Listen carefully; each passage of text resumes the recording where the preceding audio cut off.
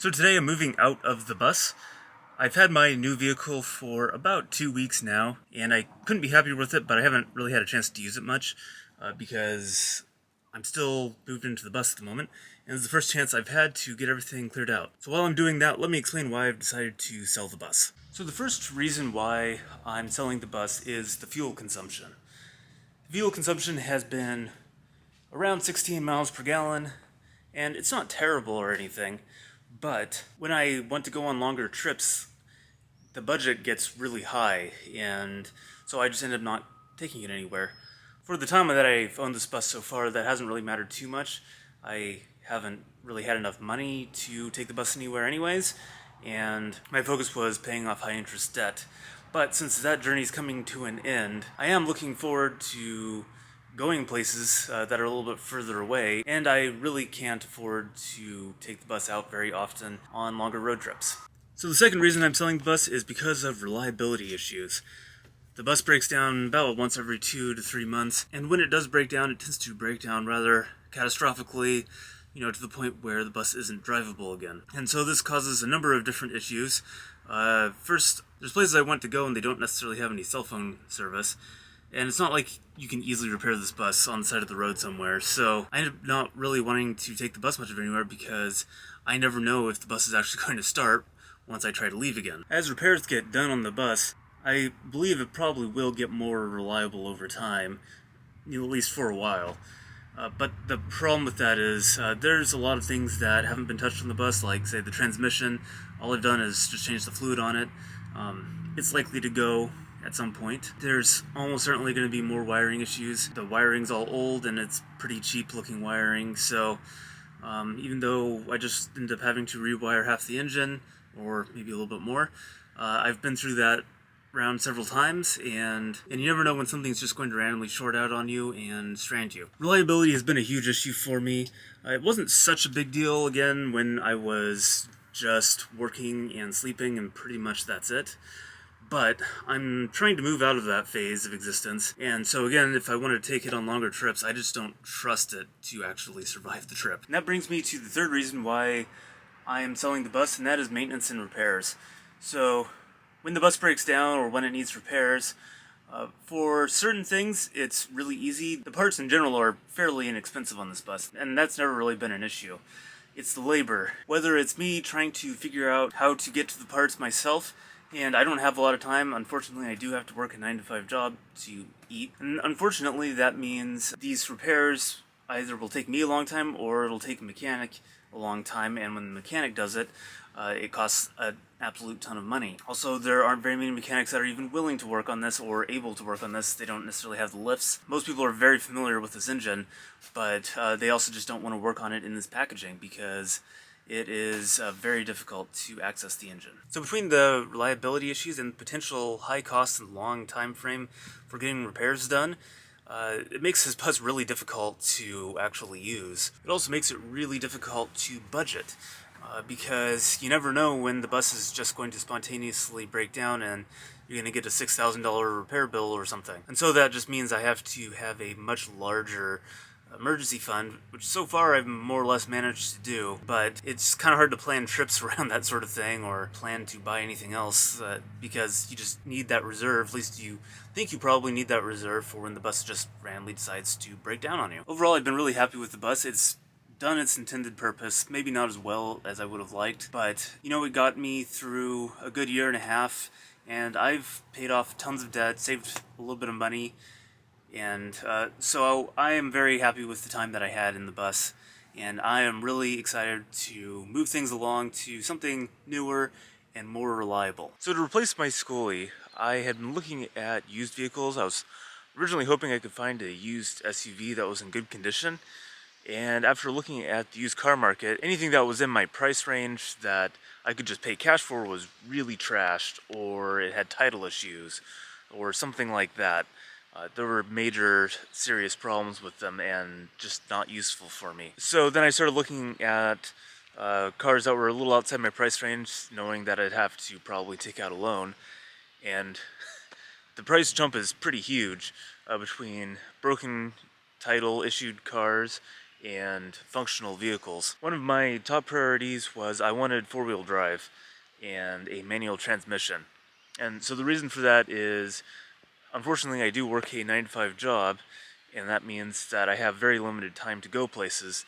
And having that four-wheel drive opens up a huge number of options for me of places to go that I haven't been already. So that was really a top priority for me. I wanted the manual transmission for reliability, lower cost of maintenance, and honestly, they're just way better to drive.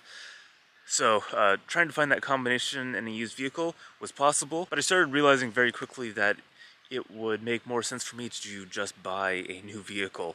The new cars actually cost less, even though I had to wait a lot longer for them to come in. Because it was financed, new cars have lower interest rate, and honestly, 5-year-old cars with over 100,000 miles going for significantly more than a brand new car right off the lot. I don't expect that to continue forever, but given the situation that I'm in right now, it made a lot more sense for me to just go with a new car. And with my requirements of manual transmission and some sort of four or all-wheel drive, something that's actually fairly capable, there's really only one manufacturer that supports my needs, and that was Subaru. Now, obviously, Subaru doesn't make vans, they do make larger SUVs, but almost all their cars are rated to tow, including the car that I bought. That is a Subaru Crosstrek. So I am really happy with my decision to buy this vehicle. It took a long time for it to come in. The financing isn't ideal. Obviously, I don't want to be in debt, but overall, the cost of ownership of this vehicle is comparable to the bus.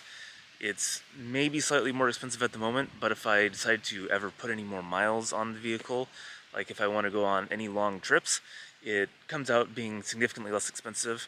If the bus ends up having more mechanical breakdowns, especially expensive ones like has been happening lately, then the Crosstrek ends up being less expensive. So it's kind of hard to know exactly which one is more expensive, and the fact is the Crosstrek can go places that I wouldn't dare take the bus. So the car that I bought, I didn't have any choice in the color really. It was kind of an interesting process. The only Crosstrek that they had on the lot was a higher trim level than I really wanted. I really wanted a base model, keep the cost as low as possible, and honestly the base level Crosstreks are really well equipped, so I'm not complaining about that at all. Technically this isn't a base level, this is a premium, but that doesn't really add that many features and it's not that much more expensive. And from what I can tell, basically Subaru is just making cars and sending them out to dealers, and you can order one custom, but it ends up being, you know, like a 6-month process. And who knows exactly when it'll show up, of course. So I contacted a few dealers. I found one that had a premium Crosstrek that was being delivered to them, and it was like 99% of what I was looking for. Maybe not the color I was looking for, but honestly I'm pretty happy with the color that it ended up being. So I can't complain too much. I'm super excited about this vehicle. Only option that I've gotten are these crossbars on top, and that will allow me to carry my kayak and whatever else I decide to put up there. I'm trying to keep things off the roof because that's not very aerodynamic. You can also see I've already started making some modifications to it. This is a mosquito net screen, and that allows you to roll down the windows when the car is sitting still and not get mosquitoes inside. It also adds a lot more privacy, even though the windows are tinted in the back. So you can see back here the window's tinted, and it's genuinely very difficult to see through, which is exactly what I want. You may also notice that the car is kind of dirty, and that's because I've actually been using it. I've had the car for about 3 weeks now. I've only used it a few times, honestly, but one of those times was going down some roads that I just couldn't get down before. The bus was just too unreliable for me to risk going that far off the grid, and my previous car didn't have the ground clearance at all. So it was really cool. Driving this thing on really pretty bad dirt roads is perfect. It's really happy in those situations, and it handles it no problem. So it's already kind of dirty. Also, my first outing with it, I ended up rescuing a couple of older guys who were out driving around on these back dirt roads and got a flat tire and forgot their tools, so I drove them back to their campsite and they picked up the tools and took them back. So Subaru Crosstrek has already rescued someone. So I'm not going to go into everything that I'm equipping in here. As you can see, it's still a bit of a mess. But manual transmission. So I'm not going to show you too much of what's going on inside the Crosstrek because I just moved out of the bus, and I spent my first night in the Crosstrek last night. There's still a lot of work that needs to be done, a lot of organizing that I need to do. But let's talk about some of the reasons why I decided to go with this over, say, something like a small Transit Connect. So I did consider a small van, like a Transit Connect, or maybe even a minivan of some sort.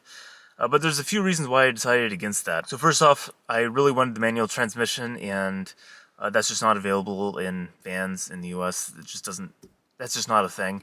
Also, ease of maintenance. The packaging of vans tends to make them just more difficult to work on. And especially where I live, Subarus are a dime a dozen. Probably every other car on the road is a Subaru. So finding repair shops, people that know how to fix them, is easy. Not that I'm likely to have any issues with this. This is one of the more reliable cars on the road in general, and it's also new, and it's also under warranty.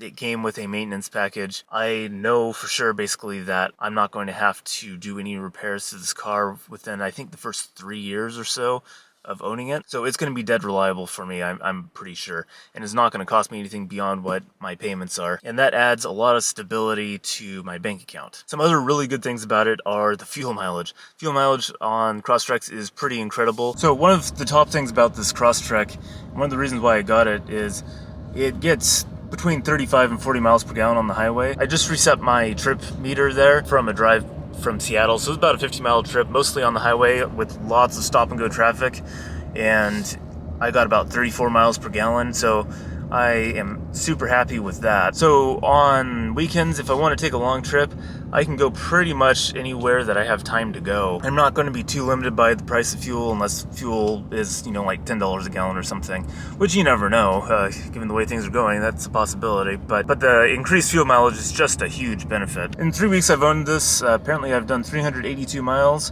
and I've only used about 3/4 of a tank of fuel. So this thing actually has a pretty healthy sized fuel tank. In theory, it has about a 500-mile range. It's actually a very similar range to what the bus has, but obviously I'm just using well under half the amount of fuel. So obviously there's a big difference between the space in the bus and the space in the Crosstrek here. So there's a couple of things that I should mention, and that is, first of all, this is actually a lot bigger than that Hyundai Elantra that I used to live in. But also, I don't plan on living in it full time necessarily, although who knows. About 3 seasons out of the year, living in a car this size is just fine for me. Honestly, I didn't use 90% of the space in the bus. It was just a lot of empty shelves. Well, while we're on the topic of fuel mileage, I actually just filled up the car as I was recording this video, and a $60 fill-up never felt so good. It's less than half the cost of filling up the bus right now. I don't even know how much it costs to fill up the bus, because the stations cut me off at about $135, and that was at just below half a tank. So the bus is just super expensive to operate at the moment. The other cool thing about the Crosstrek that I mentioned briefly earlier is that this is rated to tow. So in the US, it's only rated to tow 1,500 pounds. In most other countries on the planet, it's rated to tow about 3,500 pounds. It's definitely capable of towing more than 1,500 pounds, but honestly, I don't think I should need to tow anything more than that. So the first thing I need to tow is that sailboat that I built in high school. It's still hanging out in the storage unit, but if I ever want to move that around anywhere, I'm going to need to tow it, and using this vehicle is the best option. I don't know if I'm going to actually be able to use the sailboat that much, because there's lots of title issues now with the trailer. I know law enforcement doesn't often actually bother to check trailers for those sorts of things, but the trailer is currently not registered, and so that's a whole thing. But if I ever get that sorted out, this will be able to tow it no problem. The sailboat and trailer only weigh at most like 700 pounds, so that's not an issue. And if I find myself needing a little bit bigger living space, which may happen, especially if I'm still doing what I'm doing now, closer to winter, a small trailer, 10 to 15 foot, something like a Scamp size trailer, although probably not a Scamp, those are crazy expensive at the moment, but something in that size range is totally doable with the Crosstrek. I can easily tow something like that, or maybe a small teardrop or something like that. But for right now, I'm probably just going to stay in the car. So stay tuned. I actually picked up a ton of packages yesterday, various things that I'm using to fit out the inside of the car to make it a little bit more livable. So I'll be going over all that, doing a review of everything, and showing you my layout in future videos.